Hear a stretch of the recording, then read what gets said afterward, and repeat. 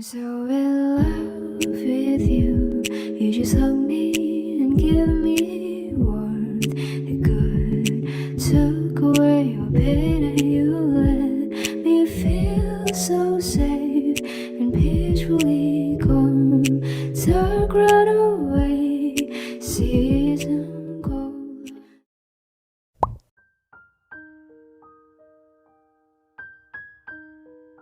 Olá, bem-vindos de volta ao meu canal. No vídeo de hoje eu vou trabalhar em um processo de pintura que é uma sequência. Primeiro veio essa ideia, depois veio a outra. Eu vou mostrar no final as duas juntas. E enquanto você assiste esse processo de pintura, eu queria falar um pouco sobre ser e se reconhecer como artista.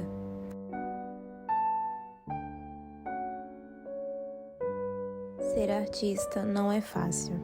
Não importa se você é músico, escritor, ator, pintor, a grande maioria de nós não recebe incentivo e encorajamento para sermos artistas, como recebemos para sermos médicos, advogados ou engenheiros, por exemplo. Talvez você nunca escute alguém dizer: "Eu sempre soube que você tinha talento", ou talvez você até escute, mas sabemos que o caminho costuma ser árduo e não acontece da noite para o dia. Considerando todo esse preconceito da nossa estrutura social, os olhares críticos e a falta de apoio que recebemos, se assumir artista é um processo. Na minha experiência, por muito tempo eu levei a pintura apenas como um hobby e dizia isso abertamente para as pessoas, pois eu não me sentia boa o suficiente para ser chamada de artista. Eu tinha medo do fracasso e da rejeição. Eu estava cercada pelo só serei. Só serei artista quando fizer muitos cursos.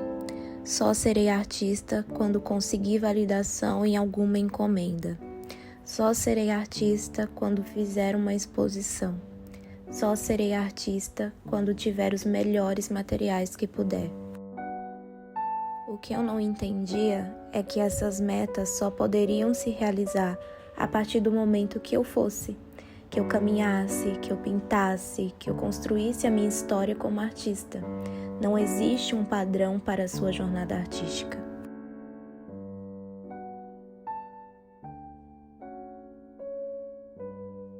Eu tentei esconder das pessoas e de mim mesma usando esse título de hobby.